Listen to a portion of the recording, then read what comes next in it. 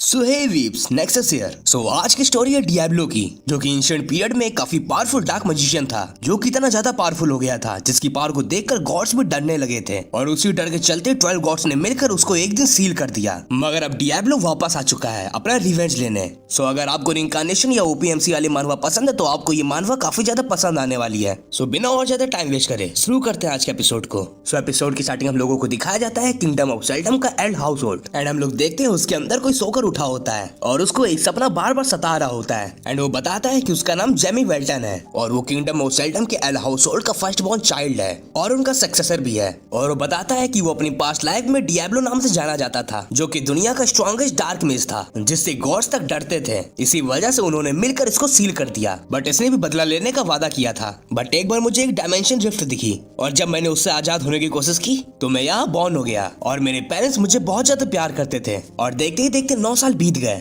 और वे एक Nobel family में बड़ा हुआ। देन वो खिड़की से बाहर देखते हुए कहता है, हाँ आज का दिन भी लगता है थकावट वाला होने वाला है। और तभी उसको एक आवाज आती है, यंग मास्टर। वो उस तरफ देखता है तो वो उसकी नैनी होती है। वो कहती है, आखिर आप क्या कर रहे थे? जेमी कहता है, मैं बस बाहर का नजारा देख रहा था। और वो नैनी फालतू में ही उसकी तारीफ करने लगती है। देन वो उसको बहुत प्यार से तैयार कर देती है और उसको कहीं पर ले जाती है। वो डेस्टिनेशन पे पहुंचने के बाद कहती है, सर हमारे यंग मास्टर आ चुके हैं। जेमी सोच रहा होता है, अरे नहीं, फिर वो सब शुरू होने वाला है। और वो जिससे डर रहा होता है वो होती है उसकी खुद की फैमिली, क्योंकि वो बहुत ज्यादा बी लविंग होती है और उसको एक बिल्कुल प्यारे से बच्चे के जैसे ट्रीट करती है। बट जेमी भी उनके सामने जाते ही क्यूट बनने के नाटक करने लगता है। एंड उसकी फैमिली में 3 लोग होते हैं। एक होती है उसकी मदर, जो कि बेली हाउस होल्ड की सोल डॉटर होती है। एंड उसके फादर होते हैं किंगडम ऑफ सेल्डम के 5 स्वॉर्ड मास्टर्स में से एक, उनका नाम होता है आर्गनो वेल्टन। एंड लास्ट में होती है उसकी छोटी बहन सारा वेल्टन। और उसकी फैमिली काफी ज्यादा लवली है, इसी वजह से उसको भी क्यूट बनकर रहना पड़ता है। लेकिन ये सब उसको बिल्कुल भी पसंद नहीं है और वो इन्हीं सब चीजों की वजह से काफी ज्यादा थक जाता है। एंड अपने रूम में आते ही बेड पर ढेर हो जाता है। एंड वो कहता है,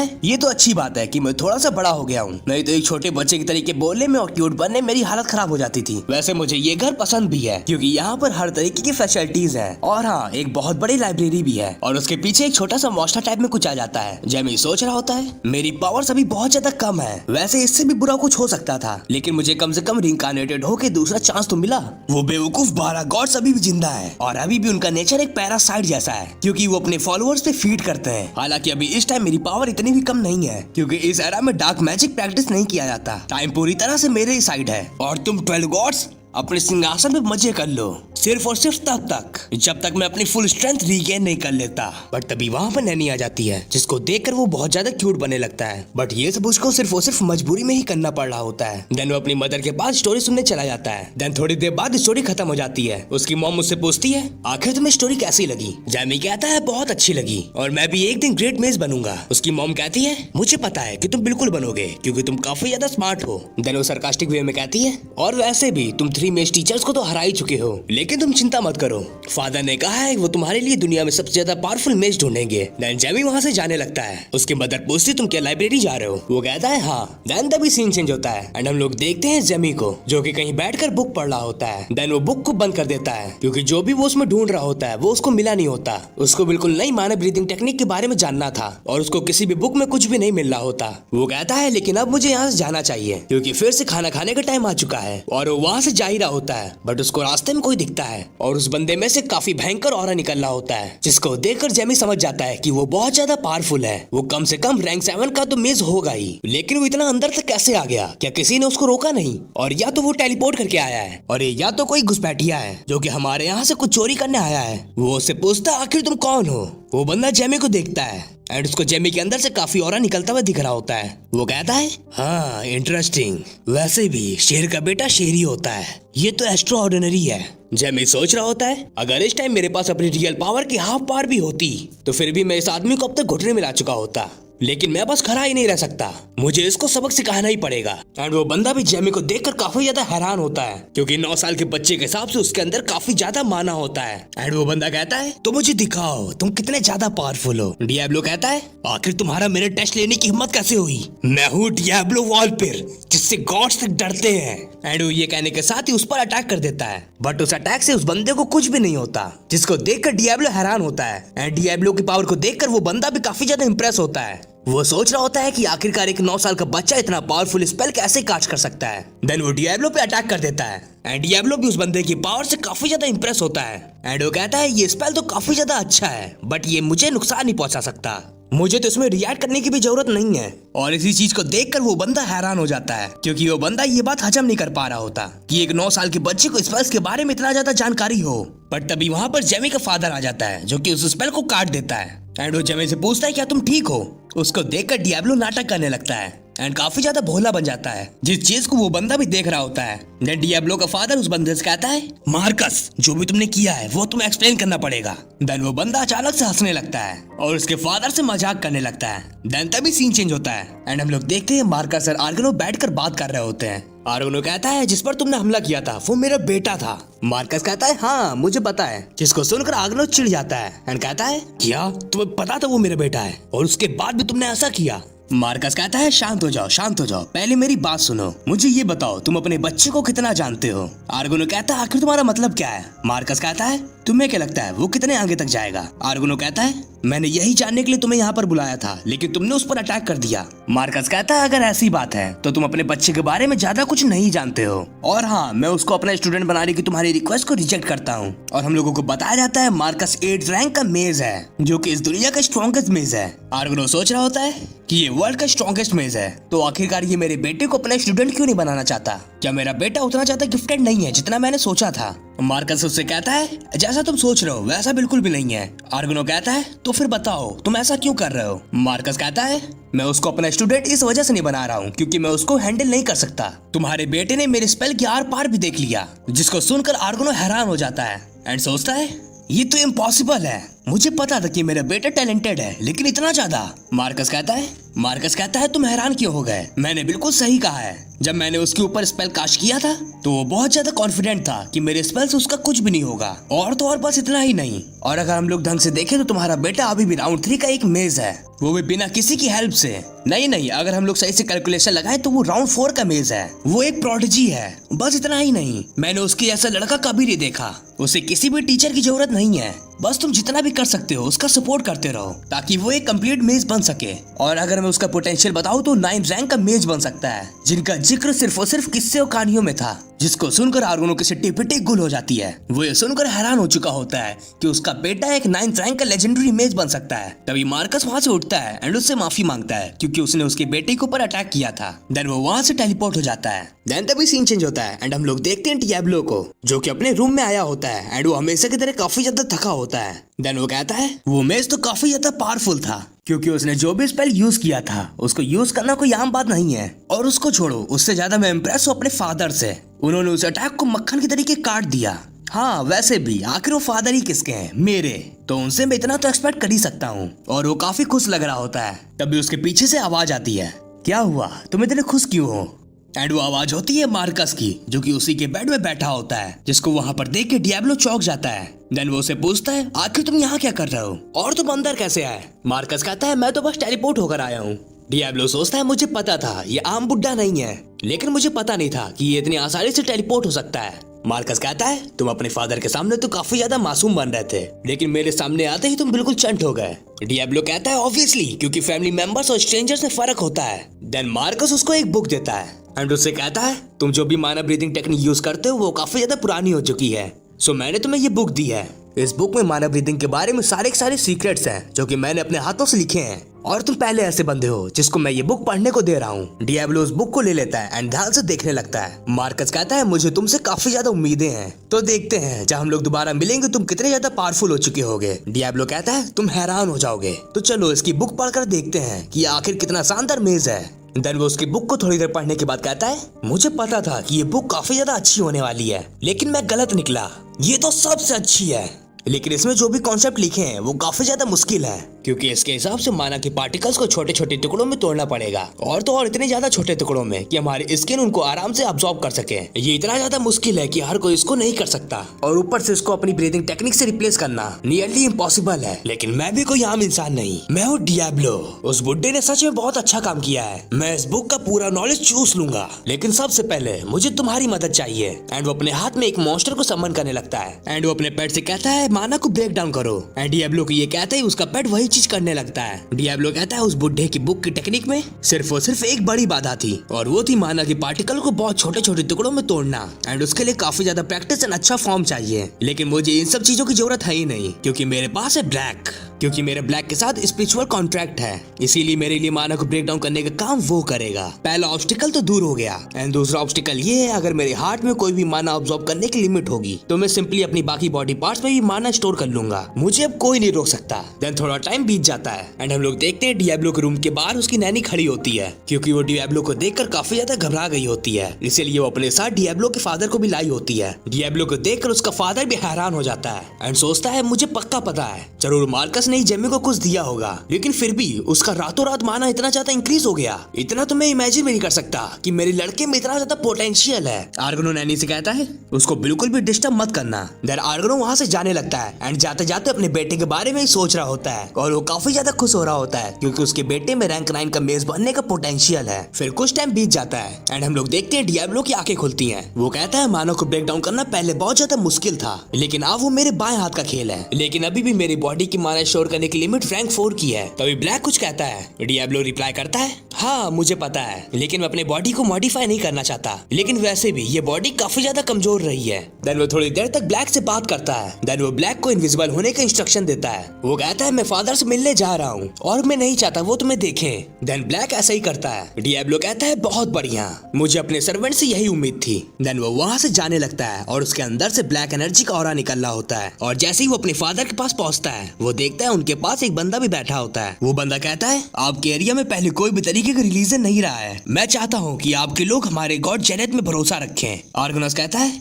बिल्कुल, अगर इससे मेरे लोगों की मदद होगी तो मैं उसको एक्सेप्ट कर लूंगा। वो बंदा कहता है आखिर आपका मतलब क्या है, मैं समझा नहीं। आर्गनस कहता है मेरा मतलब बस यही है, तुम्हारे गॉड जेनेट पे भरोसा रखने से मेरे लोगों का फायदा ही होना चाहिए और तभी मैं इसको अलाउ करूंगा, नहीं तो रहने दो फिर। और मुझे ये लगता है आप काफी ज्यादा बिजी हो गए तो शायद से आपको चलना चाहिए। तो वो बंदा मुंह बनाकर वहां से चला जाता है एंड उस बंदे के जाते ही आर्गनस के एक्सप्रेशन पूरी तरीके से चेंज हो जाते हैं। इसका मतलब ये था वो उस बंदे से हंसी खुशी बात करने का नाटक कर रहा था एंड डियाब्लो भी उन सबकी बातें वहां पर छुपकर सुन रहा होता है और वो उस आदमी को देखते कहता है मैं इसको जानता हूँ, वो सिंबल और तो और मैं उसके बूढ़े फ्लैश में उसकी घिनौनी पावर को महसूस कर सकता हूँ। कैसे कैसे कैसे कैसे कैसे कैसे जेनिथ, आखिर तुम्हारी हमारे यहाँ पैर रखने की हिम्मत कैसे हुई? आखिर फादर ऐसा कैसे होने दे सकते हैं? वो क्यों चाहते हैं कि हमारी पब्लिक जेनिथ में फेथ रखे? नहीं नहीं नहीं, मैं अपने एरिया में बिल्कुल भी ऐसा नहीं होने दे सकता, लेकिन मेरी पावर्स लिमिटेड है तो ये करने का सिर्फ और सिर्फ एक ही तरीका है, मुझे फादर को उसके अगेंस्ट करना पड़ेगा। देन वो अपने फादर के पास पहुंच जाता है। आर्गनस कहता है जो तुम रात में करने का ट्राई कर रहे थे वो तुमने कर लिया क्या? जेमी कहता है हाँ फादर। देन वो लोग थोड़ी देर तक बात करते हैं बट तभी आर्गनस कुछ नोटिस करता है जिसको देखकर वो हैरान हो जाता है। वो देख रहा होता है कि जेमी की बॉडी लगातार माना ऑब्जॉर्ब कर रही होती है और माना सिर्फ उसके हार्ट में स्टोर नहीं हो रहा होता बल्कि सारे बॉडी पार्ट्स में स्टोर हो रहा होता है, जो कि बड़े बड़े लोग भी नहीं कर पाते हैं और ये सब जेमी ने 9 साल की उम्र में कर लिया। देन वो जेमी से घबराते हुए पूछता है जेमी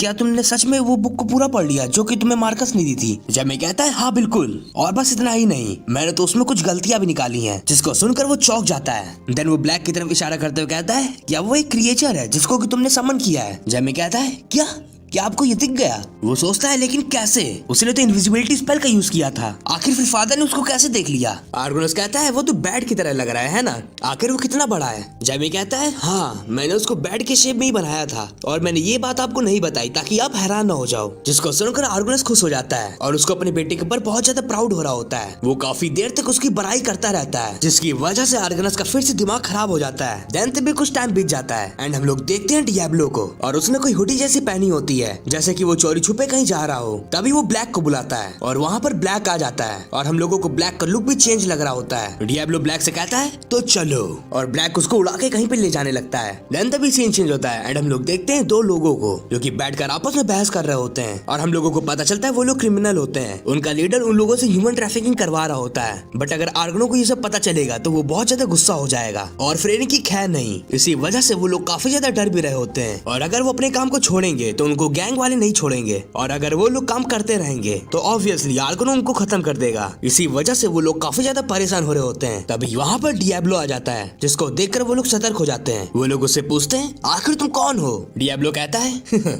तुम लोगों ने भी क्या पूछा, मैं कौन हूँ? एक बंदा कहता है अगर तुम आंसर नहीं दोगे तो मरने के लिए तैयार हो जाओ। एंड वो दोनों ही डियाब्लो पे अटैक कर देते हैं, बट डियाब्लो वहाँ से गायब हो जाता है। तभी उनको एक आवाज आती है, तुम चूजे अभी क्या बात कर रहे थे? तुम लोग जो भी बात कर रहे थे वो मुझे बहुत ज्यादा इंटरेस्टिंग लग रहा था और अब मैं उसके बारे में जानना चाहता हूँ। तभी वो उनके ऊपर माइंड कंट्रोल स्पेल का यूज करता है एंड वो लोग डियाब्लो को सब कुछ सच सच बता देते हैं। एंड उसको ह्यूमन ट्रैफिकिंग वाली बात सुनकर काफी ज्यादा गुस्सा आ जाता है। वो सोच रहा होता है अभी तक तो सिर्फ और सिर्फ गॉड ही ह्यूमन के बीच में आ रहे थे और यहाँ तो ह्यूमंस भी एक दूसरे को नुकसान पहुंचा रहे हैं। देन वो उन दोनों को कमांड देता है, तुम लोग यहाँ से सीधा एल हाउस रोड में जाओ और वहाँ पर अपने प्लान की सारी डिटेल्स बता दो।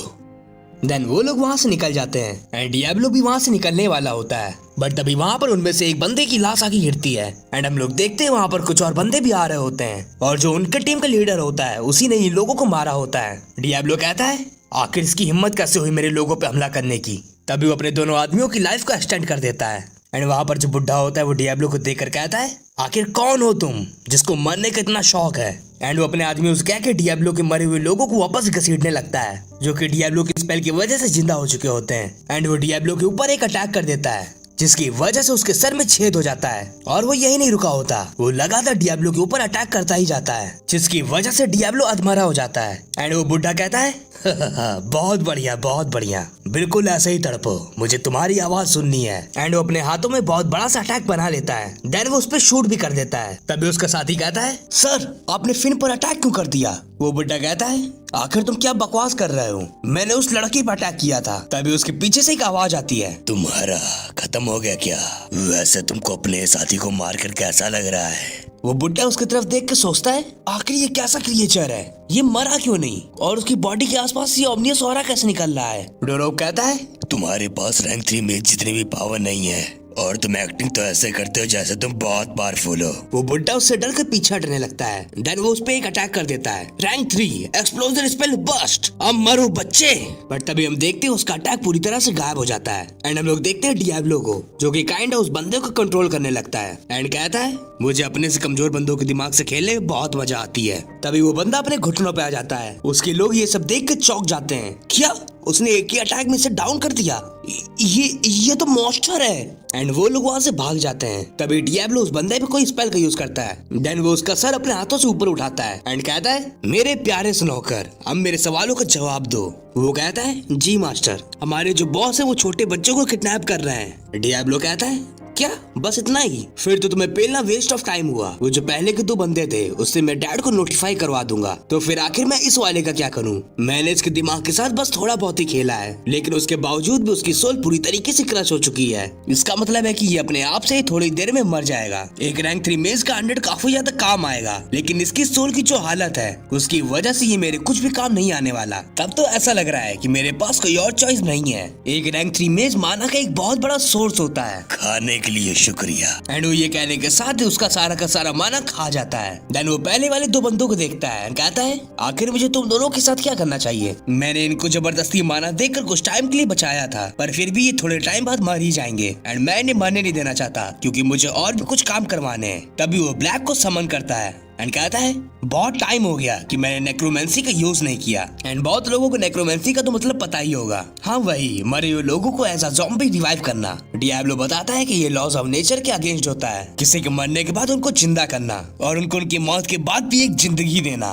जो भी हो तुम दोनों मेरे वफादार सर्वेंट जरूर बनोगे। ब्लैक मेरी मदद करो। तभी वो ब्लैक के साथ मिलकर कुछ करने लगता है एंड कहता है इमॉर्टैलिटी तुम्हें पुकार रही है, इसलिए तुम डेथ को भी सरपास करोगे। जागो जागो जागो।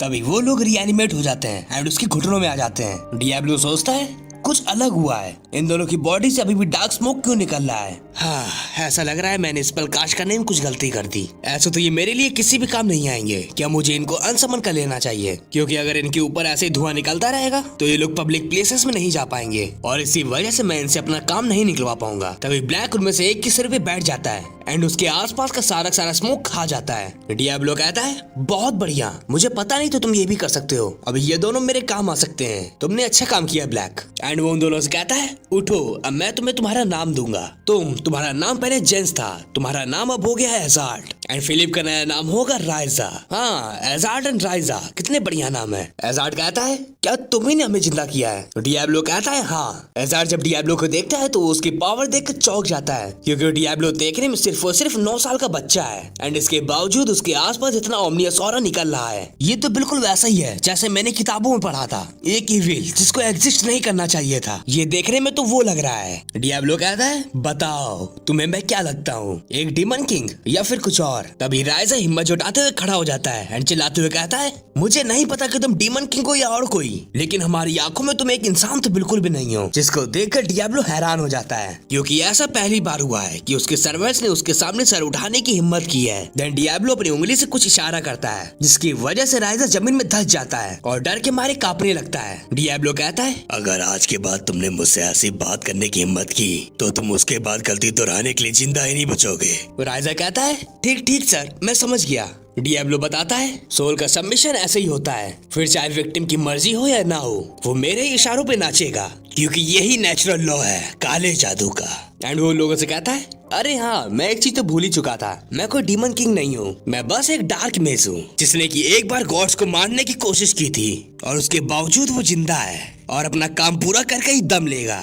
मैं तुम लोगों को सिर्फ और सिर्फ एक टास्क दे रहा हूँ, जेनेट के बिलीवर्स पे नजर रखना और सारी इंफॉर्मेशन गैदर करते रहना। वो लोग कहते हैं यस सर। डियाब्लो कहता है हाँ, एक और चीज, एक ऐसे इंसान को ढूंढ के लाओ जो कि ह्यूमन ट्रैफिकिंग बारे में काफी ज्यादा जानता हो। एंड जैसे ही राइजा ऊपर देखता है डियाब्लो वहाँ पर नहीं होता, तभी उनके जाल में जान आती है और वो लोग अपने काम के लिए निकल जाते हैं। और हम लोग देखते हैं डियाब्लो को जो कि घर की तरफ वापस जा रहा होता है, बट तभी उसके पीछे से कोई टकरा जाता है। जैसे वो पीछे देखता है वहाँ पर एक छोटा सा बच्चा होता है। डियाब्लो कहता है तुम क्या अंधे हो बच्चे? वो बच्चा कहता है आखिर तुम्हारा मतलब क्या है, तुम भी तो बच्चे ही हो। एंड हम लोग देखते हैं ब्लैक ने डियाब्लो के हेयर के कलर छुपा दिया होता है, तभी डियाब्लो वहाँ से वापस जाने लगता है। वो बच्चा पीछे से कहता है ये कैसा अजीब बच्चा था, उसके बाल कितने ज्यादा भद्दे थे एंड वो बड़ों की तरह बिहेव कर रहा था। तभी ब्लैक डियाब्लो को रोक देता है, जिसको देखकर डियाब्लो हैरान हो जाता है और बहुत ज्यादा गुस्सा भी हो जाता है, क्योंकि ब्लैक ने उसका रास्ता रोकने की हिम्मत की थी सिर्फ और सिर्फ इस वजह से क्योंकि उस बच्चे ने उसको भद्दा बुलाया था। डियाब्लो उस बच्चे से कहता है अपनी जुबान पे लगाम लगाओ बच्चे, नहीं तो तुम एक बड़ी मुसीबत में फंस जाओगे। जिसकी वजह से वो बच्चा वहाँ से डर कर भाग जाता है। डियाब्लो ब्लैक से कहता है अब तुम खुश हो, चलो अब जल्दी से मुझे घर ले चलो। तभी हम लोग देखते हैं वो लोग घर पहुंच चुके होते हैं एंड डियाब्लो ब्लैक को डांट रहा होता है। वो कहता है जो गलती तुमने आज की थी वो दोबारा नहीं होनी चाहिए, एंड ब्लैक भी उसकी बात को मान जाता है। तभी डियाब्लो बेड पर ढेर हो जाता है। तभी वो जेनेट के बारे में सोचने लगता है एंड काफी ज्यादा गुस्सा हो जाता है। देन वो कहता है मैं जेनेट के फॉलोअर्स को अपनी जगह पर कदम नहीं रखने दूंगा।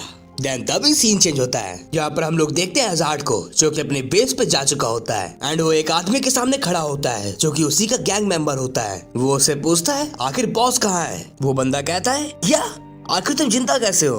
एजार्ड कहता है मैंने जितना पूछा उसका आंसर दो। एंड वो बंदा ये सोच सोच कर डर रहा होता है कि आखिर ये जिंदा कैसे है, क्योंकि हैरी खुद इन दोनों को मारने गया था एंड ये लोग उसको तो हरा ही नहीं सकते, क्योंकि ये लोग तो अच्छे से स्पेल तक नहीं कास्ट कर सकते। तभी एजार्ड उसके मुंह के पास अपना हाथ मारता है, जिसकी वजह से वहाँ पर दीवार में छेद हो जाता है। वो बंदा सोच रहा होता है आखिर ये इतना स्ट्रॉन्ग कैसे हो गया। एक सेकेंड, जब से ये आया है तब से मुझे कोई भी गैंग मेंबर की आवाज नहीं आई है, क्या इसका मतलब ये हुआ कि इसने उन सबको मार दिया? ऐसा कैसे हो सकता है? देन वो कहता है मैं बॉस के बारे में कुछ भी नहीं जानता। तभी वहाँ पर राइजा आ जाता है एंड वो बोलता है क्या तुम सच में सच बोल रहे हो? वो बंदा कहता है हाँ, और अगर तुम्हें मेरे ऊपर भरोसा नहीं है तुम किसी और गैंग मेंबर से ही पूछ सकते हो, वो भी सेम ही आंसर देंगे। राइजा सोचता है बॉस को ढूंढना बहुत जरूरी है क्योंकि हमारे मास्टर को वो चाहिए। देन वो उस आदमी से पूछता है चलो मैंने मान लिया कि तुम्हें नहीं पता है, लेकिन तुम्हें लगता क्या है कि बॉस कहाँ होगा? तुम्हें कोई भी आइडिया है? वो बंदा कहता है मेरा बॉस दारूबाज है तो वो किसी पब में होगा, तुम लोग उसे वहीं पर ढूंढ लो। तभी वो लोग वहाँ से निकलने लगते हैं, बट वहाँ से निकलने से पहले एजार्ड उस बंदे के एक पंच मार देता है, जिसकी वजह से वो बंदा नॉकआउट हो जाता है। एजार्ड कहता है हम लोग इसको ही अपने मास्टर के पास ले चलेंगे। वैसे राइजा हम लोगों को इसको रखना कहाँ चाहिए, किसी जंगल में क्या? राइजा कहता है मेरे पास इससे भी अच्छा कुछ आइडिया है, हम लोग इसको मेरे घर के तहखाने में रखेंगे। तभी एजार्ड उस बंदे को उठा लेता है एंड वो लोग वहाँ से जाने लगते हैं। देन तभी सीन चेंज होता है एंड हम लोग देखते हैं उसी लड़के को जो कि थोड़ी देर पहले डियाब्लो से टकराया होता है। वो पता नहीं क्यों गैंग मेंबर्स के अड्डे में होता है, जहाँ पर चारों तरफ गैंग मेंबर्स की लाशें पड़ी होती हैं, और वो लड़का वहाँ का माहौल देखकर वहाँ से निकल जाता है। तभी वापस सीन चेंज होता है एंड हम लोग देखते हैं जेमी को, जो कि अभी अभी सो के उठा होता है एंड वो लास्ट नाइट के इंसिडेंट से काफी ज्यादा थका होता है, लेकिन वो फिर भी किसी तरह बेड से उठ जाता है एंड तैयार होकर ब्रेकफास्ट के लिए चला जाता है। एंड हम लोग देखते हैं कि डाइनिंग रूम में उसके फादर भी बैठे होते हैं, बट वहाँ पर उसकी मॉम नहीं होती। तभी वो उसके पीछे से आकर उसको डरा देती है, लेकिन जेमी को पता होता है कि उसके पीछे मॉम छुपी है, लेकिन फिर भी वो डरने का नाटक करने लगता है और हमेशा की तरह उनकी बी लविंग फैमिली की बकैती चलती रहती है। देन थोड़ी देर बाद उसके डैड कहीं जाने की बात करने लगते हैं। जेमी पूछता आखिर हम लोग कहाँ जा रहे हैं, तो उसके डैड बोलते हैं हम लोगों को कल कहीं पर जाना है। जेमी पूछता है कहाँ पर, उसकी मॉम बताती है कि L Simon and L Wilton मिलकर कल एक लंच ऑर्गेनाइज करा रहे हैं, जहाँ पर किंगडम ऑफ सेल्डम के ईस्टर्न पार्ट के सारे नोबल्स आएंगे और इस बार तुम लोग भी हमारे साथ जाओगे। देन तभी थोड़ा टाइम बीत जाता है एंड हम लोग देखते हैं डियाब्लो को, जो कि ब्लैक को बुलाता है और वो उससे कहता है जल्दी चलो, मुझे अपने दोनों नौकरों से बात करनी है। तभी ब्लैक उसको वहाँ से लेकर चला जाता है एंड हम लोग देखते हैं एजार्ट एंड राइजा को, जिनको कि डियाब्लो की प्रेजेंस का एहसास हो जाता है और वो अपनी जगह से खड़े हो जाते हैं। देन वो लोग कहते हैं मास्टर आप आ गए क्या? डियाब्लो कहता है हाँ, और उसका क्या हुआ जो मैंने काम तुमको दिया था? राइजा कहता है सॉरी, लेकिन अभी हम लोग फेथ इन जन्नत के बारे में ज्यादा कुछ नहीं पता लगा पाए। डियाब्लो कहता है कोई नहीं, लेकिन दूसरा टास्क का क्या हुआ? वो लोग कहते हैं हाँ, हमने उनमें से एक को पकड़ लिया। एंड हम लोग देखते हैं वहाँ पर वही आदमी बंधा पड़ा होता है, जो कि डियाब्लो के हेयर का कलर देखकर चौंक जाता है और वो समझ जाता है ये भी वेल्टन हाउस होल्ड से है और इसी वजह से वो काफी ज्यादा घबराने लगता है। राइजा बताता है ये बंदा रेबल्स के एग्जीक्यूटिव में से एक है और इस बंदे को हम दोनों के मर्डर के प्लान के बारे में भी पता था, लेकिन जब हम लोगों ने इससे बॉस के बारे में पूछा तो इसने कुछ भी बताने से मना कर दिया या आखिरी तक बस यही कहता रहा कि इसे कुछ नहीं पता है। डियाब्लो कहता है इसका फैसला तो मैं खुद करूंगा, इसका मुंह खोलो। तभी वो बंदा जोर जोर से चिल्लाने लगता है मुझे छोड़ दो, मैंने कुछ भी नहीं किया है और ना ही मुझे कुछ पता है, लेकिन अगर तुम मुझे जिंदा छोड़ दोगे तो मैं तुम तक इन्फॉर्मेशन लाने के लिए कुछ भी करूंगा। वो बंदा सोच रहा होता ये तो सिर्फ और सिर्फ एक बच्चा है, लेकिन उसके बावजूद मुझे इससे डर क्यों लग रहा है, और तो और इसकी बॉडी से इतना ज्यादा ऑमनियस माना कैसे निकल सकता है। डियाब्लो कहता है मुझे तुम्हें मारने का कोई भी मन नहीं है, बस जैसा मैं कहता हूँ वैसा तुम करते रहना। वो बंदा काफी डरते हुए कहता है मैं कुछ भी करूंगा, जैसा आप कहोगे मैं सब कुछ करने को तैयार हूँ, बस मुझे कुछ भी नुकसान मत पहुँचाना। तभी डियाब्लो कहता है अपना मुंह बंद रखो, जिसकी वजह से उसका मुंह अपने आप से ही बंद हो जाता है। डियाब्लो कहता है तुम बस मेरे लिए एक ही चीज कर सकते हो, यहाँ से सीधा एल हाउस होल्ड जाओ, तुम यहाँ से सीधा एल हाउस होल्ड जाओ और तुम्हारी ऑर्गेनाइजेशन जो भी कुछ करने का प्लान कर रही है वहाँ पे उसकी सारी इन्फॉर्मेशन दे दो। और डियाब्लो की माइंड कंट्रोल की वजह से जैसा डियाब्लो कहता है वो बंदा वैसे ही करने लगता है। एंड डियाब्लो अपने दोनों चमचों से कहता है तुम दोनों कुछ दिनों के लिए शहर छोड़कर कहीं दूर चले जाओ। एंड वो लोग सर झुकाते हुए कहते हैं हम लोग आपकी बातों का अच्छे से पालन करेंगे। राइजा कहता है और मैं ये भी समझ रहा हूँ कि आपने ये ऑर्डर क्यों दिया है। डियाब्लो कहता है तुम बिल्कुल सही समझे एंड वो वहाँ से जाने लगता है। तभी राइजा उसको पीछे से रोकता है। डियाब्लो कहता है क्या हुआ? राइजा कहता है आखिर हम लोग किस तरीके के क्रिएचर बन गए हैं, हम लोगों को याद है कि हम लोग मर गए थे और इस चीज को बदला भी नहीं जा सकता और हम लोग वापस से पहले जैसा बनने को कह भी नहीं रहे क्योंकि हम लोग अपनी पावर से सेटिस्फाइड हैं। बस मैं ये जानना चाहता हूँ कि मैं किस तरीके का बीइंग बन चुका हूँ। डियाब्लो कहता है आखिर तुम एग्जैक्टली क्या जानना चाहते हो? वो कहता है हम लोगों की मौत के बाद से हमारी पावर्स बहुत ज्यादा बढ़ चुकी हैं। मुझे ऐसा लग रहा है कि हम लोग हाई रैंकिंग डेड्स बन चुके हैं। क्या मैंने सही कहा? ये चीज को सुनकर डियाब्लो जोर से हंसने लगता है। राइजा कहता है क्या मैंने कुछ गलत कह दिया? अगर मैंने कुछ गलत कह दिया तो मुझे माफ कर देना। डियाब्लो कहता है नहीं, मुझे सच में हंसी आ गई क्योंकि नॉर्मली अगर कोई भी अनडेड होता है वो मुझसे ये सवाल पूछता है कि क्या वो सच में मर चुका है, लेकिन तुम तो बिल्कुल अलग पूछ रहे हो। मैंने आज तक ऐसे डेड्स नहीं देखे जो कि अपनी लाइफ को इतनी जल्दी एक्सेप्ट कर लेते हो। तुम दोनों इंटरेस्टिंग हो। एंड वो मन में सोच रहा होता है सच में मैंने अपनी पूरी जिंदगी में ऐसे अनडेड नहीं देखे। नॉर्मली जो अनडेड होते थे जो भी मैं कहता था उसका पालन करते थे, उनके अंदर ज्यादा सोचने समझने की क्षमता नहीं थी, लेकिन ऐसा लगता है मैंने इन दोनों में कुछ खजाना ढूंढ लिया है। देन वो वहाँ से जाने लगता है। तभी हम लोग देखते हैं नेक्स्ट डे के सीन को, जहाँ पर जेमी एल साइमन के यहाँ जा रहा होता है। एंड वो बताता है जैसे ही उसके फादर की ह्यूमन ट्रैफिकिंग के बारे में पता चला था वो गुस्से से आग बबूला हो गए थे और इसी वजह से उनका आज साइमन के पास जाने का प्लान पोस्टपोन हो गया और वो उन्हीं सब चीजों को सॉर्ट आउट करने में लग गए। देन वो सोचता है हम लोगों को वहाँ पहुंचने में बहुत ज्यादा टाइम लग रहा है, इससे बढ़िया मैं कोई टेलीपोर्टेशन स्पेल का यूज करके वहाँ पहुंच जाता। मैंने एक हिस्ट्री बुक में अपनी मौत के बाद के कुछ इंसिडेंट देखे थे। मेरी मौत के बाद एक बार तो अंडरवर्ल्ड के क्रिएचर अर्थ पर कब्जा करने आ गए थे एंड उस इंसिडेंट के कुछ दिन बाद तो खुद मखुद डीमन किंग को ही समन किया गया था, लेकिन कोई भी इवेंट इतने ज्यादा बड़े नहीं थे, किसी में भी इतनी ज्यादा तबाही नहीं मची थी। लेकिन अब और नहीं, मैं शांति को खत्म करूंगा और मैं सारे के सारे 12 गॉड्स को सबक सिखाऊंगा। मुझे फर्क नहीं पड़ता मेरे रास्ते में क्या क्या आता है, मैं हर चीज को रौनता चला जाऊंगा। एंड हम लोग देखते हैं वो लोग अपने डेस्टिनेशन पे पहुंच चुके होते हैं एंड जमी वहाँ वहाँ का नजारा देख रहा होता है जो कि काफी ज्यादा सुंदर होता है और वो लोग पहले से थोड़ी दूर पर होते हैं। जेमी मॉम से कहता है मैं एल साइमन से पहली बार मिल रहा हूँ, मेरे तो धक धक हो रहा है। उसकी मॉम कहती है ये अच्छी बात है कि तुम एल साइमन को एडमायर करते हो, क्योंकि ऑब्वियसली अगर तुम मेज बनने जा रहे हो तुम्हें यही करना चाहिए। एल साइमन बहुत ज्यादा बढ़िया बंदा है। जब वो तुम्हारी डैड की एज का था वो रैंक 7 मेज बन गया था, जो कि बहुत ज्यादा बड़ी बात है। और वो ईस्टर्न रीजन के 2 सबसे बड़े नोबल्स में से एक है एंड रीजन का किंग भी है। उसका मैजिक एक ब्यूटीफुल रेड लोटस फ्लावर को रिजेंबल करता है और इसी वजह से उसका निकनेम भी यही है, रेड लोटस मेज। और तो और कुछ अफवाहें भी है कि उसने एक बार हजारों लोगों की जान ली है। जेमी कहता है अच्छा आखिर वो कैसा इंसान है। उसकी मॉम बताती है उसके हेयर्स बहुत ज्यादा ब्यूटीफुल हैं, बिल्कुल लाल खून जैसे। जेमी सोच रहा होता है मुझे फर्क नहीं पड़ता कि उसका नाम रेड लोटस मेज है और या तो वो रैंक 7 का मेज है, लेकिन उसके पास एक ऐसी पावर है जिससे वो हजारों लोगों को एक साथ मार सकता है। क्या इस टाइम में भी ऐसे लोग एग्जिस्ट करते हैं? मैं तो उस बंदे से बात करने के लिए बेताब हो रहा हूँ। जब मैं मार्कस से मिला था तो हम दोनों ने बस थोड़ी सी ही बात की थी। देखते हैं अब इससे मिलने के बाद क्या होता है। एंड हम लोग देखते हैं वो लोग पैलेस में पहुंच चुके होते हैं। तभी एक बंदा उनको वहाँ से पिकअप करता है एंड उनके रूम तक छोड़ देता है। उसकी मॉम कहती है ये तो बहुत अच्छी बात है कि एल साइमन ने हम लोगों के लिए ऐसी प्रिपरेशन रखी है। जेमी कहता है बिल्कुल सही कहा। देन वो सभी लोग तैयार हो जाते हैं और सबसे मिलने के लिए चले आते हैं और उस जगह पर सब कुछ बहुत तगड़े तरीके से सजा होता है। जेमी कहता है कि एल साइमन हमेशा से ही ऐसी लाइफ जीना पसंद करते हैं। उसकी मॉम कहती है बिल्कुल सही कहा और जब तुम उसको देखना तब तुम चौक मत जाना। तभी कुछ औरतें आकर उसकी मॉम की तारीफ करने लगती हैं। जेमी सोच रहा होता है ये लोग एल हाउस होल्ड का भरोसा जीतने के लिए कितना नाटक कर रहे हैं। मैं ऐसे मतलबी लोगों को अच्छे से जानता हूँ एंड मुझे उनसे सख्त नफरत है और मैं इनके जैसे मतलबी लोगों को अच्छे से जानता हूँ। ये वैसे ही लोग हैं जैसे कि मिथिकल एरा में होते थे एंड वो उस टाइम में गॉड से जुड़ने के लिए कुछ भी कर सकते थे। तभी वहाँ पर एक आदमी आता है एंड कहता है क्या सब लोग मुझे अच्छे से सुन रहे हैं? मैं एड हाउस होल्ड का एक हम्बल एंड वफादार सर्वेंट हूँ जिसको कि आप लोगों के स्वागत करने के लिए अपॉइंट किया गया है। आशा है कि आप लोग यहाँ की फैसिलिटीज से खुश होंगे एंड मैं आपसे रिक्वेस्ट करता हूँ कि आप सभी लोग अपने अपनी सीट पर बैठ जाइए एंड वेलकम कीजिए एल साइमन की फैमिली का। तभी वहाँ पर एल साइमन आ जाता है एंड सभी लोगों को वेलकम करने लगता है और साइमन को देखकर जेमी हैरान हो जाता है और सोच रहा होता है ये तो बहुत ज्यादा पावरफुल है, ये शायद से मार्कस के लेवल का होगा। नहीं मुझे लगता है ये उससे भी स्ट्रॉन्ग है। मैंने जितना भी सोचा था ये तो उससे भी ज्यादा स्ट्रॉन्ग निकला। अब तो और ज्यादा मजा आएगा।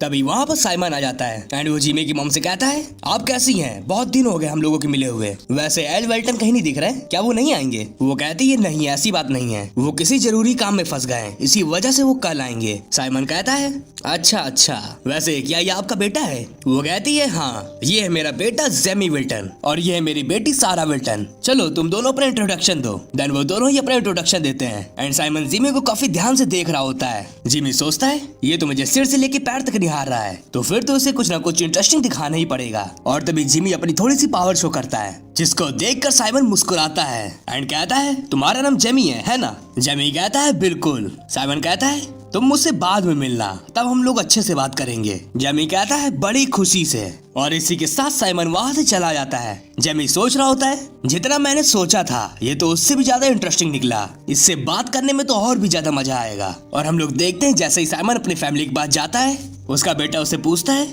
वो जो वेल्टन हाउस होल्ड का लड़का है वो कैसा है? साइमन कहता है आखिर तुम्हें 9 साल के बच्चे में इंटरेस्ट कब से आने लगा? उसका लड़का कहता है हालांकि वो अभी बच्चा है लेकिन आगे चलकर वेल्टन हाउस होल्ड का वही तो हेड बनेगा और इसी वजह से मैं अपनी एज के नोबल्स को अच्छे से समझना चाहता हूँ। साइमन कहता है वो एक ब्राइट बच्चा है, क्या तुम्हें और उसके बारे में जानना है? साइमन की वाइफ अपने बेटे से कहती है उसके साथ अच्छे रिलेशन बना कर रखना क्योंकि हम लोगों की अलायंस वेल्टन के साथ काफी लंबे समय से रही है और तुम उसको खराब मत करना। वो कहता है आप चिंता मत करो, मैं बिल्कुल ऐसा नहीं करूंगा। देन वो अपने मन में सोचता है मॉम मुझे माफ कर देना क्योंकि मैं कभी भी इस तरीके के चूजे को अप्रिशिएट नहीं करूंगा, मैं उसको अपने सामने झुका के ही रहूंगा। तभी साइमन उसके कंधे पे हाथ रखता है और कहता है जैसा कि मुझे अपने बच्चे से उम्मीद थी। एंड ये सब चीजों को उसकी बहन दूर से देख रही होती है और एक काफी क्रीपी से स्माइल कर रही होती है। तभी हम लोग देखते हैं जिमी को जो कि उस जगह से निकलकर गार्डन में घूमने के लिए गया होता है एंड वो अपने से बात करते ही आगे बढ़ता रहता है। तभी उसके पीछे से किसी की आवाज आती है। जिमी उसी की तरफ अपना वेपन चार्ज कर देता है।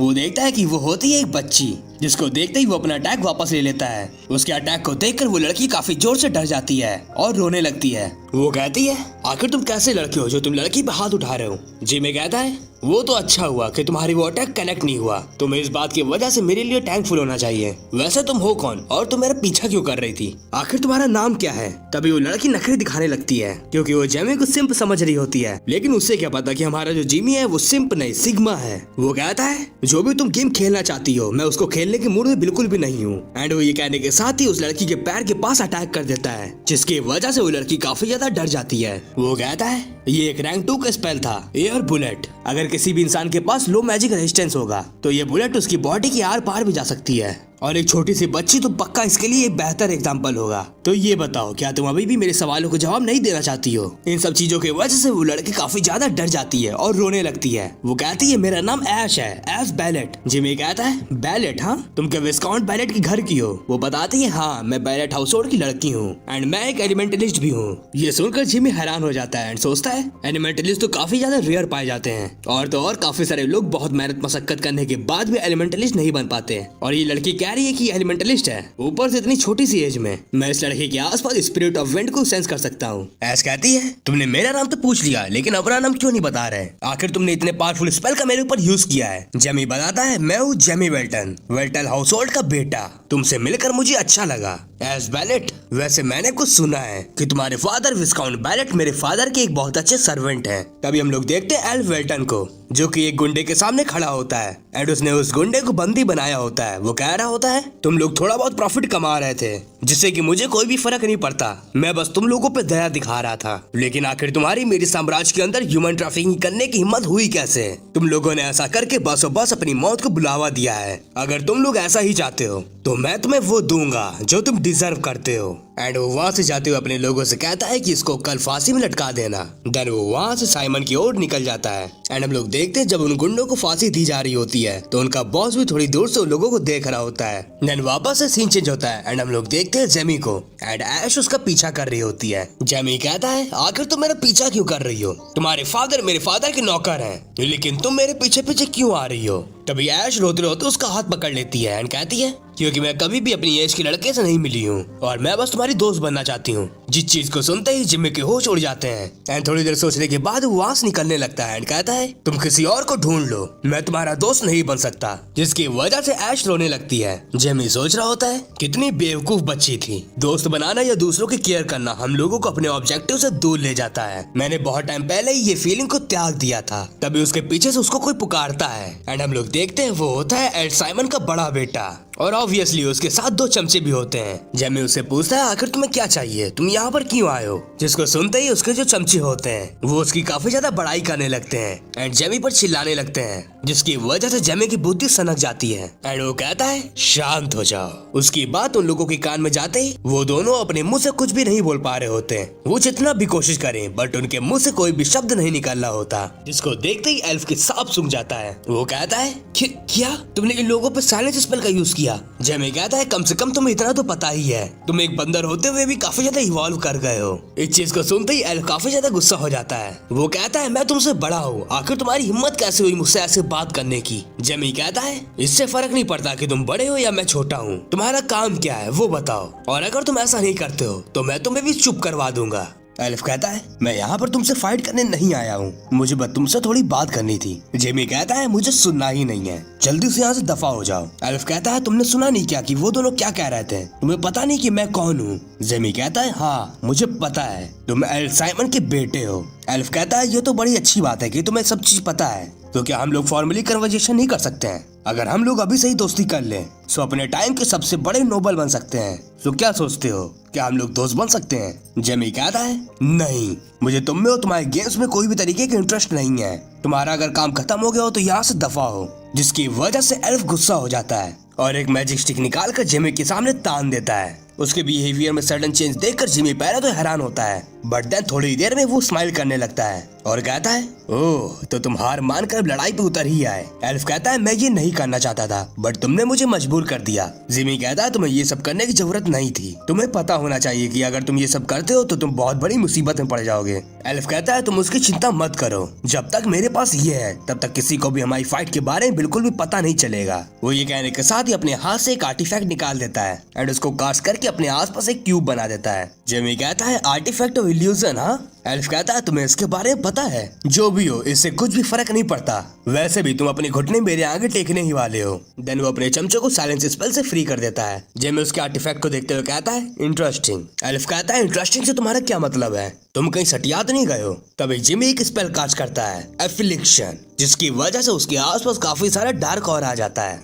एंड एल्फ और उसके चमचों के आंखों और मुंह से खून निकलने लगता है। वो लोग काफी ज्यादा पेन में होते हैं। जिमी कहता है ये आर्टिफैक्ट का इफेक्ट बंद मत करना, क्योंकि अगर तुमने ऐसा कर दिया तो तुम्हारी फैमिली मेंबर्स तुम्हारा पेन देख नहीं पाएंगे। तभी वो तीनों और भी ज्यादा दर्द में कराहने लगते हैं और बहुत ज्यादा चिल्लाने लगते हैं एंड हम लोग देखते हैं एल्फ को, जिसकी हालत बहुत ज्यादा खराब होती है। वो काफी ज्यादा कांप रहा होता है, सोच रहा होता है मैं इसको खत्म कर दूंगा, इससे मैं अपना बदला लेके ही रहूंगा। बट ऐसा मैं करूंगा कैसे? मुझे तो ऐसा लग रहा है कि वो रैंक 4 मेज है, लेकिन मैं सिर्फ और सिर्फ रैंक 2 का मेज हूँ। आखिर मैं इन सब पचड़े में कैसे ही पड़ गया? एक सेकंड, लेकिन वेल्टन हाउसहोल्ड तो अपनी तलवारबाजी के लिए जाना जाता है, तो फिर आखिर ये चूजा इतना अच्छे तरीके से मैजिक कैसे यूज कर पा रहा है? देन वो बदला लेने का सोचते हुए वहां से निकलने लगता है। देन तभी सीन चेंज होता है एंड हम लोग देखते हैं एल्फ को, जो कि कहीं पर अपने चमचों के साथ जा रहा होता है। उसके चमचे कहते हैं क्या तुम श्योर हो कि तुम ये चीज करोगे? एल्फ कहता है आखिर हमारे पास और कोई रास्ता भी तो नहीं है, इसलिए अपना मुंह बंद करो और मेरे पीछे पीछे आओ। तभी उसके पीछे से किसी की आवाज आती है, बड़े भैया, और हम लोग देखते हैं वहाँ पर होता है उसका छोटा भाई लेनन। एल्फ उससे पूछता है कि आखिर वो यहाँ क्या कर रहा है। लेनन अपने हाथ में एक आर्टिफैक्ट दिखाते हुए कहता है अब आखिर मेरे बड़े भाई को किसी चीज की जरूरत हो तो मैं शांत कैसे बैठ सकता हूँ। एल्फ उस चीज को देखकर काफी ज्यादा घबरा जाता है एंड कहता है तुम्हें इतना पावरफुल आइटम कहाँ से मिला?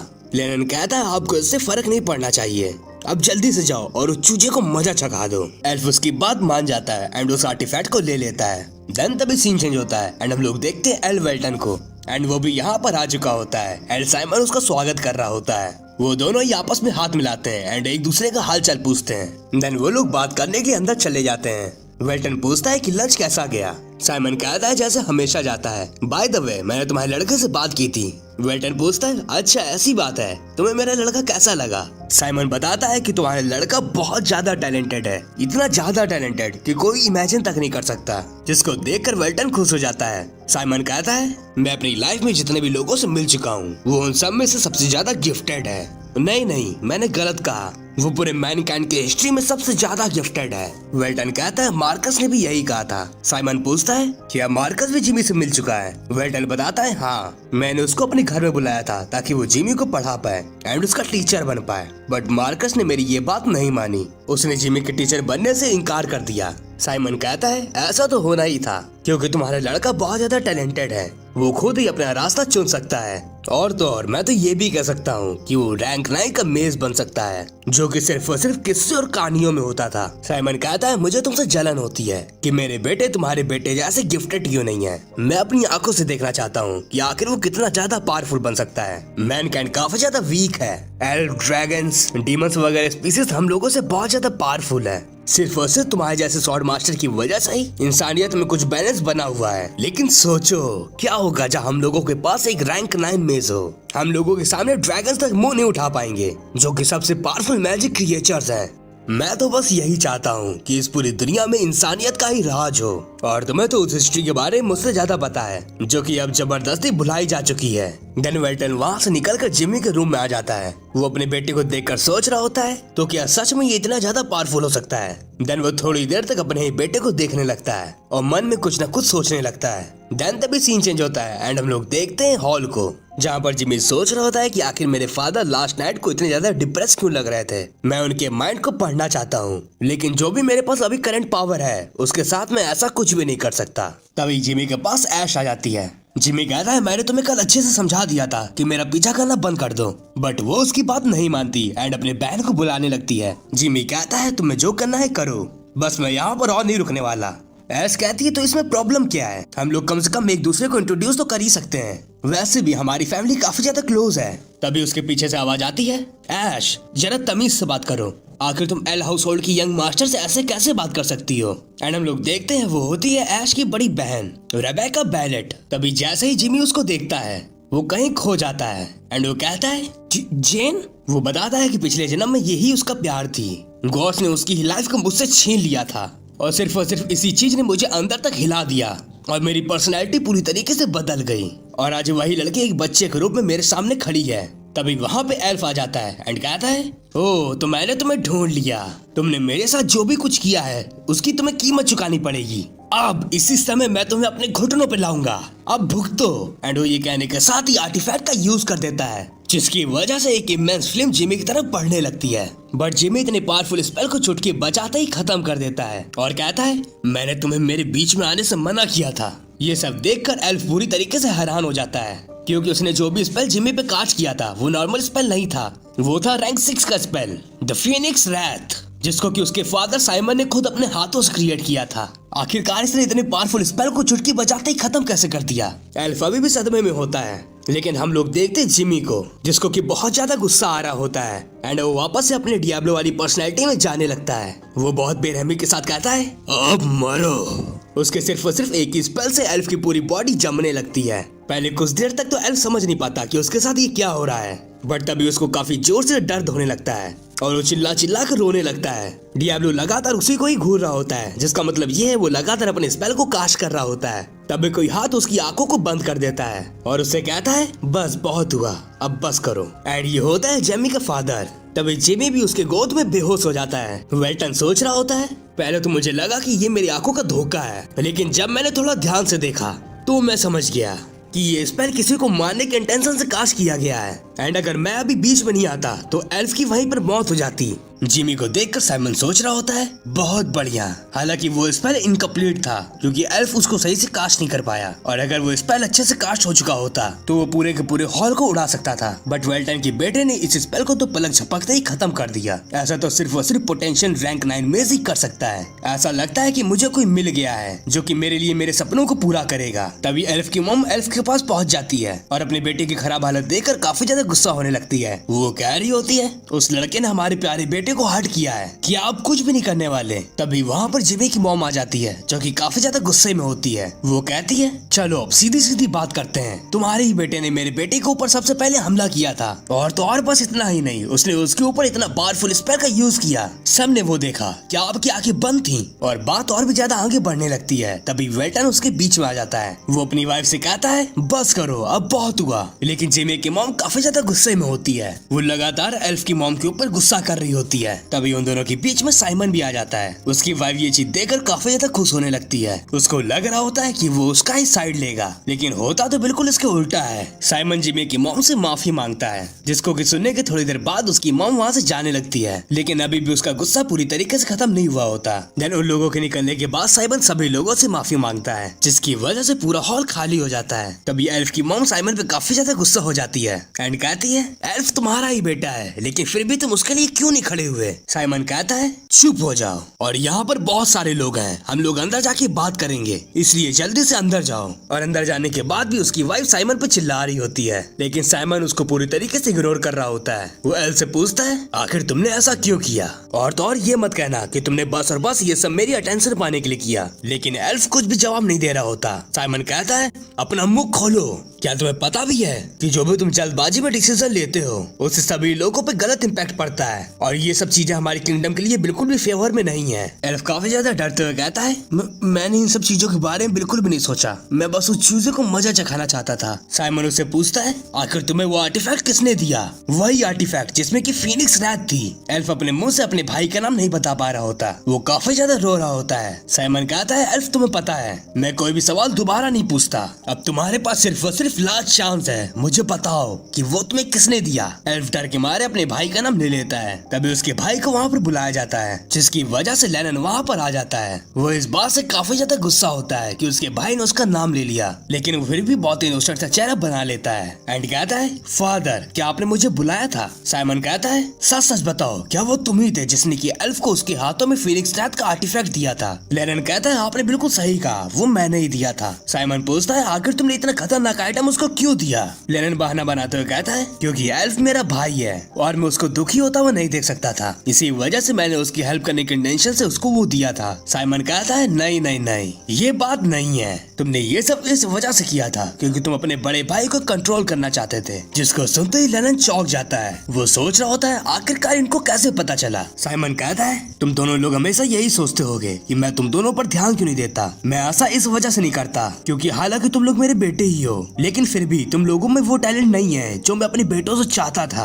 और अगर तुम लोगों को सच में मेरी अटेंशन चाहिए तो ये फालतू की चीजें करना बंद कर दो और कुछ ऐसा काम करो जिससे कि ये प्रूव हो जाए कि तुम लोग मेरा ही खून हो। तुम लोगों ने जो कुछ भी किया है उसका फल तुम ही लोगों को मिलेगा। इसी वजह से कल तुम लोग जेमी वेल्टर से माफी मांगने जाओगे और तुम लोग तब तक उससे माफी मांगोगे जब तक वो माफ नहीं कर देता। एल्फ को जिमी के सामने जाने से डर लग रहा होता है, सो अपने भाई से कहता है, लेनन क्या तुम उससे माफी मांगने जाओगे? बट लेनन कुछ भी जवाब नहीं दे रहा होता। वो बिल्कुल शांत खड़ा होता है और उसके दिमाग में सिर्फ और सिर्फ उसके फादर की बातें गूंज रही होती हैं। देन तभी सीन चेंज होता है एंड हम लोग देखते हैं जिमी को जो कि सो रहा होता है। उसके पास उसकी मॉम खड़ी होती है एंड वो थोड़ी देर पहले के इंसिडेंट के बारे में ही सोच रही होती है। वो अपने इमोशन पे ज्यादा कंट्रोल नहीं कर पा रही होती। तभी आर्गुनस भी वहाँ पर आ जाता है एंड अपनी वाइफ को संभालता है। वो उसको दिलासा देता है एंड कहता है, जो भी तुम मुझसे चाहती हो वो मैं करूंगा। देन वो लोग वहाँ से निकल जाते हैं एंड हम लोगों को पता चलता है कि जिमी जग रहा होता है। वो सोच रहा होता है कि मेरे पेरेंट्स मेरी काफी ज्यादा चिंता कर रहे हैं और आखिर करे भी क्यों ना, क्योंकि मैंने पहली बार अपना कंट्रोल खोया है और अगर वहाँ पर फादर नहीं आते तो मैं एल्फ को मार चुका होता।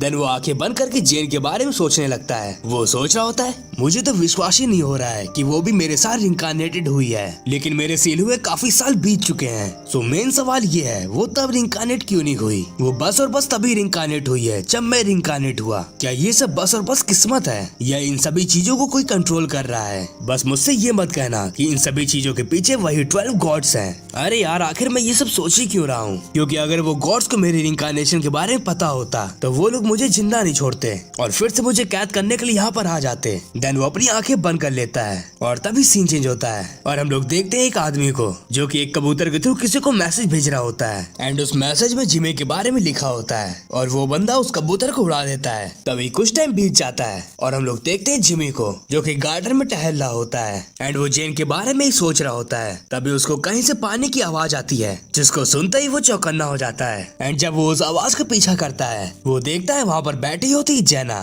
जिमी उससे बात करता है। वो सोच रहा होता है जेन इस लाइफ में भी एक वाटर एलिमेंटलिस्ट बन गई है, ऐसा कैसे हो सकता है? एंड वो इन्हीं सब बातों में ही खोया हुआ होता है। तभी जेन उसको टोकती है लेकिन अभी भी वो कुछ भी नहीं बोलता। जेन को लग रहा होता है कि अभी भी वो कल के हादसे की वजह से सदमे में है, इसी वजह से वो उसको हक कर लेती है। देन वो उसे पूछती है, क्या तुम ठीक हो? वो कहता है, हाँ मैं बिल्कुल ठीक हूँ। रेबेका कहती है, ये अच्छा ही हुआ कि आप यहाँ पर आ गए क्योंकि हम लोगों की कल कन्वर्सेशन अधूरी रह गई थी। जेमी कहता है, मैं भी यही सोच रहा था। रेबेका काफी ज्यादा ब्लश कर रही होती है। जेमी पूछता है, वैसे मैंने तो ऐसा सुना है कि बेलेट फैमिली के लोगों का कॉन्ट्रैक्ट सिर्फ और सिर्फ विद एलिमेंट के साथ ही होता है।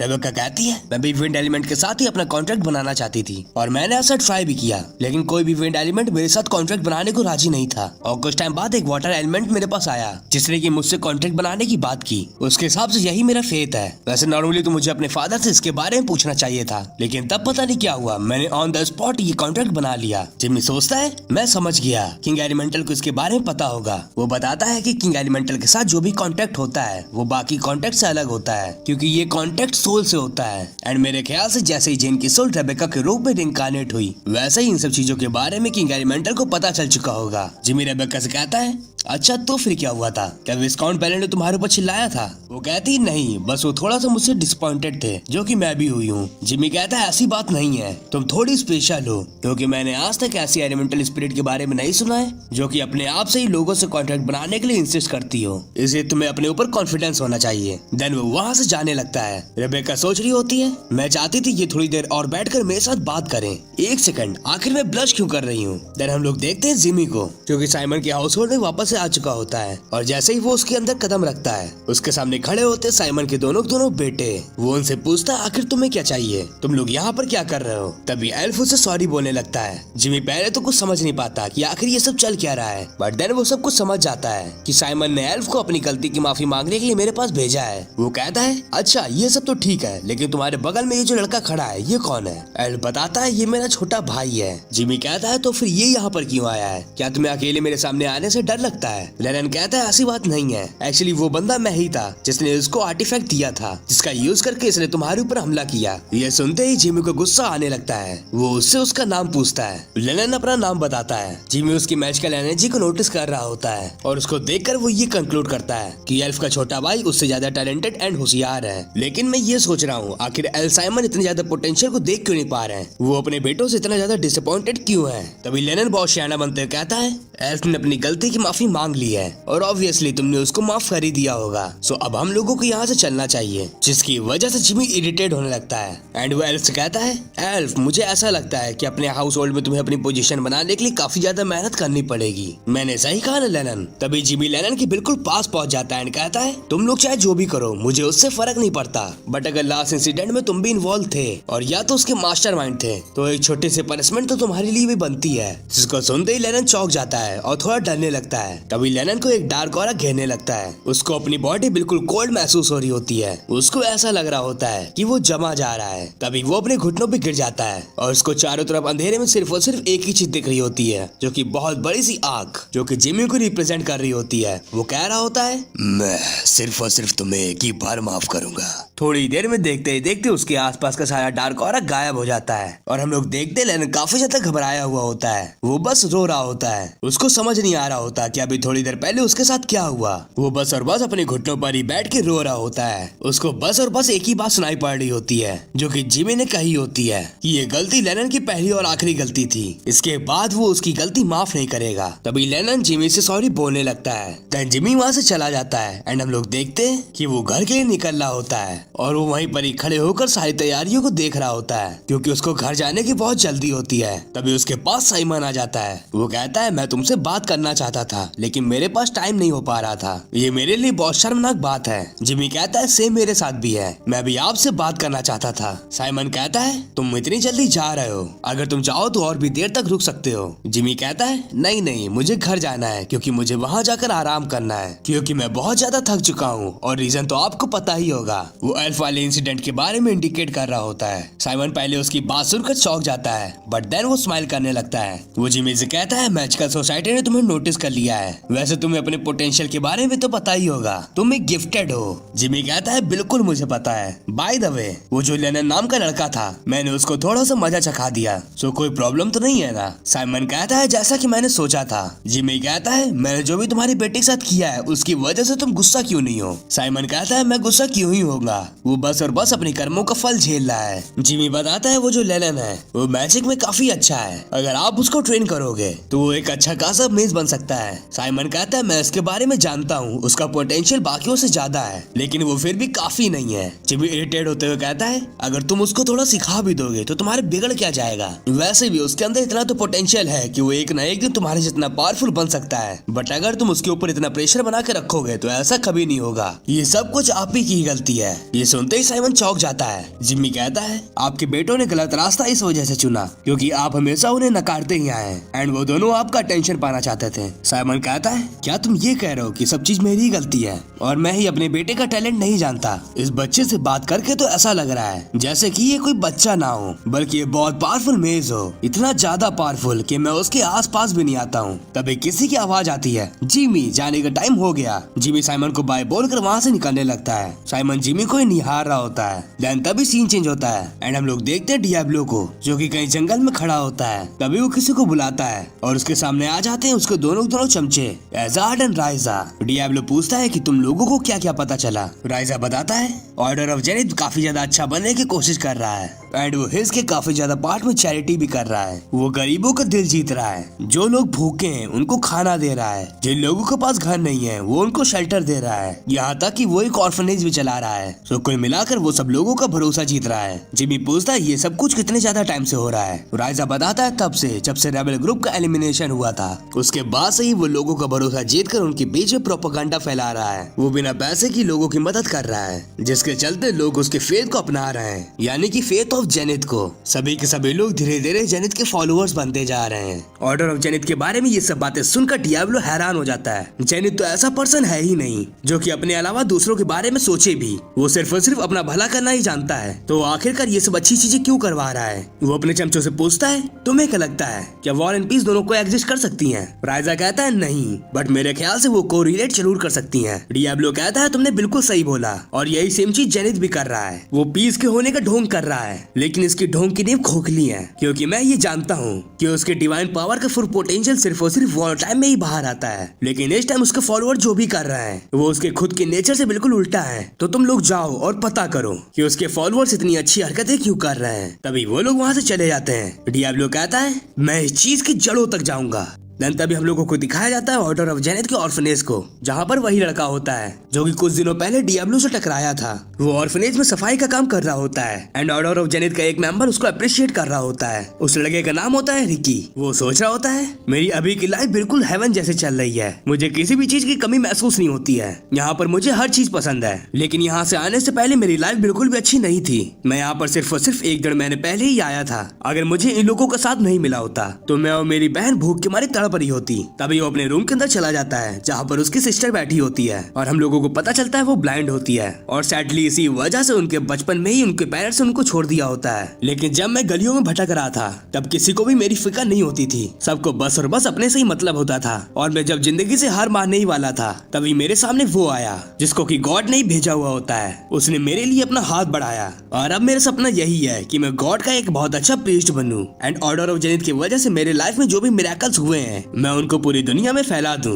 तभी उसको उसके कुछ फ्रेंड्स बुलाने लगते हैं, और उसको पता चलता है कि उनमें से एक लड़का गॉड का प्रीस्ट बनने के लिए चुना गया है, जिसकी वजह से वो थोड़ा जेलस भी होता है। देन तभी सीन चेंज होता है, एंड हम लोग देखते हैं डियाब्लो को जो कि आसमान की ऊंचाइयों में होता है, और वो कहीं जा रहा होता है। देन वो ब्लैक से कहता है कि हम लोग बस पहुंचने ही वाले हैं, नीचे उतरो। तभी उसको कोई बंदा दिखता है जो कि जमीन में पड़ा होता है। जब डियाब्लो उसके पास पहुंचता है तो उसको उसकी बॉडी से कुछ ऑरा निकलता हुआ महसूस हो रहा होता है, एंड जब वो उसकी छड़ी देखता है तब उसको पता चलता है कि ये बंदा एक प्रीस्ट है। लेकिन उसको ये सोच के हैरानी हो रही होती है कि आखिर एक प्रीस्ट यहाँ पर पड़ा हुआ क्यों है। तभी वो उसके पास जाकर अपना पैर उसके सर पर रख देता है, एंड कहता है क्या मुझे इसे मार देना चाहिए? बट तभी वो बंदा उसका एक पैर पकड़ लेता है। उसके अचानक से ये करने की वजह से डियाब्लो थोड़ा हड़बड़ा जाता है। तभी वो बंदा बताता है कि वो भूखा है, और ये कहने के साथ ही वो डियाब्लो के पैरों में गिर जाता है। लेकिन ये सब चीजें डियाब्लो को बिल्कुल भी पसंद नहीं आ रही होती। वो सोचता है मैं इसको यहीं पर भूख से तड़प तड़प के मरने के लिए छोड़ दूंगा, एंड वो ऐसा ही करता है। देन तभी सीन चेंज होता है, एंड हम लोग देखते हैं सुबह हो चुकी होती है। जिमी ब्रेकफास्ट के लिए बैठा होता है, बट वो बहुत ज्यादा खराब मूड में लग रहा होता है, एंड हम लोगों को पता चलता है कि उसका मूड इस वजह से खराब है क्योंकि जिस प्रीस्ट को उसने कल रात में छोड़ दिया था वो आज उन्हीं के डाइनिंग टेबल में उसके फादर के कहने पे खाना खा रहा है। एंड हम लोगों को पता चलता है कि वो काफी देर तक वहीं पे पड़ा था,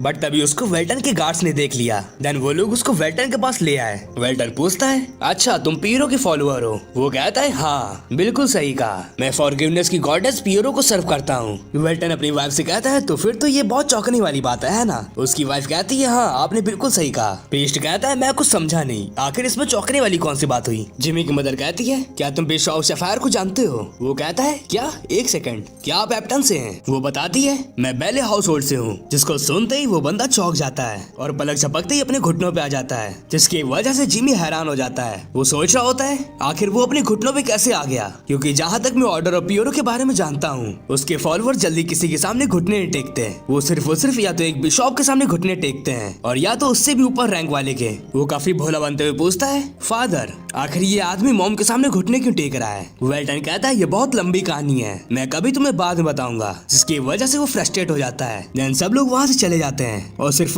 वेल्टन एंड वो आदमी ही बात कर रहे होते हैं। वेल्टन उससे पूछता है आखिर तुम्हारे यहाँ पर आना कैसे हुआ, क्योंकि इस रीजन के लोग पियरो के बारे में नहीं जानते, कहीं तुम उनमें अपना प्रोपेगेंडा तो फैलाने नहीं आए हो? वो कहता है नहीं नहीं, मैं तो बस और बस यहाँ पर किसी का पीछा करते हुए आया हूँ। आर्गोनस पूछता है किसका पीछा? वो बताता है मैं ऐसे इंसान का पीछा कर रहा हूँ जो कि ह्यूमंस एंड बाकी क्रिएचर्स पे काफी खतरनाक एक्सपेरिमेंट करता है, जिसको कि सदियों पहले ही बंद कर दिया गया था। मैं ढूंढ रहा हूँ एक काइमेरा मेकर को। ये बात सुनते ही आर्गोनस हैरान हो जाता है एंड कहता है क्या तुम ये कहना चाहते हो कि मेरे किंगडम में भी एक काइमेरा मेकर है? आखिर वो है कौन? वो आदमी कुछ भी बताने से मना कर देता है। वो कहता है अगर आप मेरी मदद करेंगे तो मैं ये सब इन्फॉर्मेशन आपको दे सकता हूँ। सो मैं बस और बस आपका सपोर्ट चाहता हूँ। वेटन काइमेरा मेकर के बारे में सोचने लगता है और हम लोगों को पता चलता है काइमेरा मेकर उसको कहते हैं जो कि तरह तरह के एक्सपेरिमेंट करके ह्यूमंस और काफी अलग अलग तरीके के क्रिएचर्स को जोड़ता है एंड उनका एक कंबाइंड म्यूटेंट बनाता है। ये सब सोचने के बाद आर्गोनस उसकी मदद करने के लिए तैयार हो जाता है। तो आज का एपिसोड खत्म होता है यहीं पर। देखो वैसे तो ये कंप्लीट मानवा है, लेकिन मैं इसको कंटिन्यू तभी करूंगा जब इसमें अच्छा रिस्पॉन्स आएगा। इसीलिए अगर इसका पार्ट 2 चाहिए तो भर भर के लाइक को कमेंट कर देना। सो आज के लिए इतना ही, मिलते हैं नेक्स्ट वीडियो में। You are watching anime Nexus, signing out.